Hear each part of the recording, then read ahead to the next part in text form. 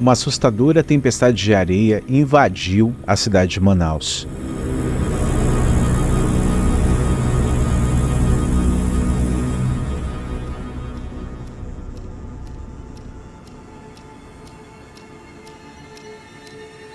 A velocidade dos ventos, a densidade das nuvens assustou e chamou a atenção de muitas pessoas. E não é à toa, nós estamos falando do Brasil, onde não é costumeiro ter esse tipo de coisa.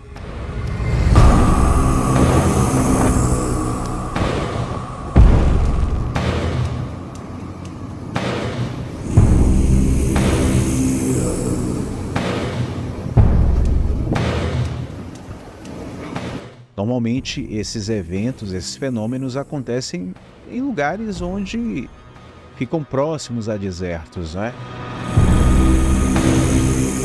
A grande mídia está calada sobre a situação gravíssima no Amazonas. Os moradores estão sufocando e a qualidade do ar é terrível, superando até mesmo os locais mais poluídos do planeta. Isso já aconteceu no Brasil anteriormente, mas ainda assim assusta, porque não é costumeiro dessa terra lidar e presenciar esse tipo de situação. O que mais assusta é que tudo isso está acontecendo em um período de grande seca que está acontecendo no solo manauara. Manaus enfrenta um desafio sem precedentes, enquanto o Rio Negro atinge seu nível mais baixo em 121 anos. Literalmente debaixo da ponte, hein? Olha só, seco, seco, seco, seco, seco, seco. As fotos do antes e depois capturam a dramática transformação das paisagens costeiras da cidade, moldadas pela histórica vazante.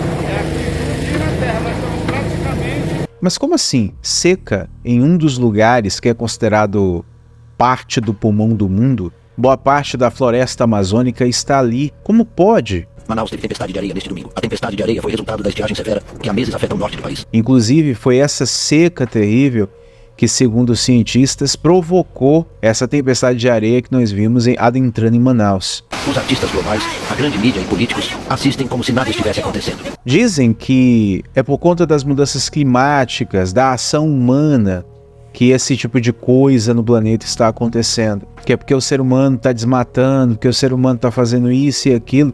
É que a mudança climática está ocorrendo, como até mesmo os tremores de terra. Tem gente que acha que os tremores de terra que estão acontecendo é por culpa da extração do petróleo e de outros componentes debaixo da terra.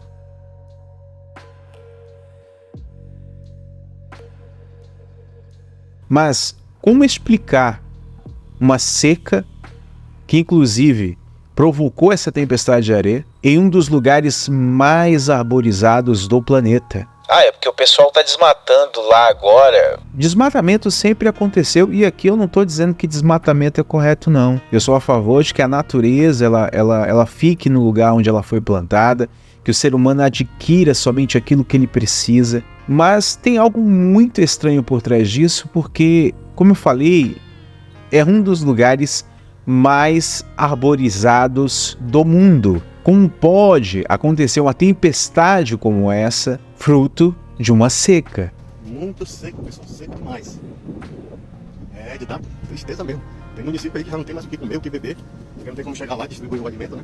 O meu posicionamento aqui questionando a narrativa canônica do aquecimento global não significa que eu apoio o desmatamento, a poluição e afins. O que eu estou querendo dizer é o que muitos cientistas renomados também estão dizendo, que a mudança climática não é provocada pela ação humana. A ação humana piora muito a situação, prejudica em outros sentidos, mas não é capaz de fazer esse tipo de mudança climática que nós estamos vendo acontecendo no mundo. Então o que está acontecendo? O que está por trás disso? Antes de comentar, eu gostaria de refletir com vocês sobre as figuras que foram encontradas nas secas dos rios ali. As gravuras que nós vamos encontrar agora foram descobertas na última maior estiagem registrada do Rio Negro. Em Manaus, o Rio Negro está tão seco que revelou gravuras rupestres. São figuras esculpidas em paredes rochosas há mais de 1000 anos, que voltaram a aparecer por causa da seca. Os antropólogos dizem que são famílias sorrindo. Tem um formato quadrado, mas essas outras aqui são mais arredondadas, tem dois rostos aqui. Segundo os estudiosos, as gravuras são do mesmo período, de cerca de 2000 anos atrás. Olha, quando você encontra gravuras pré-históricas no Brasil ou na América do Sul, você encontra uma diferenciação muito grande nos desenhos. Você olha para uma gravura, você sabe que é um animal, você olha para outra gravura, você sabe que é um cervo, você sabe que é uma capivara, você sabe quando é humano. Mas por que certas gravuras, quando elas aparecem, alguns céticos argumentam que o pessoal desenhou errado, ou o pessoal queria simbolizar outra coisa através disso. Essas gravuras que apareceram em Manaus, elas têm uma datação, no meu ponto de vista, bem mais antigo do que 2, 3 mil anos, conforme foi anunciado. Essas gravuras, elas têm muito mais tempo. Eles estão dizendo que possivelmente pode ter sido ali um vestígio do povo maia e tal. Pode até ser. Mas o que está desenhado ali, o que está registrado ali, não é, nunca foi e nunca será rostos humanos.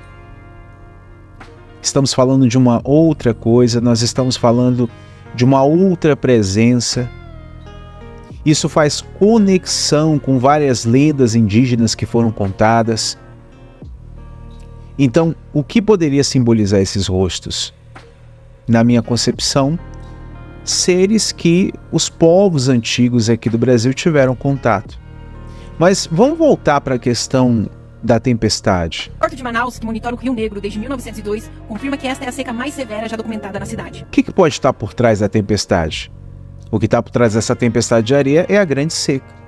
E o que está por trás dessa grande seca? A mudança cíclica que o planeta passa de tempos em tempos. Profecias do mundo inteiro falaram desse momento. Não somente a Bíblia, da forma como o planeta iria se comportar, de como a Terra enviaria sinais de que uma nova era estava chegando, de que uma limpeza da Terra estava prestes a acontecer. No popular aqui, o mais popular entre nós, as profecias judaico-cristãs estão repletas de profecias falando sobre a mudança no clima, de como a Terra iria se comportar de maneira muito estranha. Pergunto novamente para aqueles que ainda insistem que foi algo ali provocado pela ação humana. Como pode um lugar extremamente arborizado, perto de uma da maior, melhor dizendo, floresta do planeta, ter uma seca como essa que nós estamos vendo, que provocou essa tempestade de areia? Essa é uma transformação do planeta que ninguém vai poder impedir. Ela vai acontecer. O planeta vai passar por sua transição. Infelizmente, nessa transição, muitas pessoas vão sofrer. Mas uma coisa é certa. Depois desse momento de transição, uma era muito boa vai surgir. E que era essa? Na Bíblia, no livro de Apocalipse, na interpretação de muitos, o chamado milênio vai acontecer depois dessa transição. Só que antes do milênio, ou seja, que seria o reinado de Jesus Cristo durante 1000 anos, antes da sua volta, ele já deixou avisado que muitas coisas aconteceriam no planeta. Guerras, rumores de guerras, peste, fome, catástrofes naturais, maremotos, terremotos em vários lugares. Do que nós estamos falando, meus amigos? Nós estamos falando do encerramento de um ciclo. E nem todos estão preparados para isso. Olha o apagão que teve agora na cidade de São Paulo.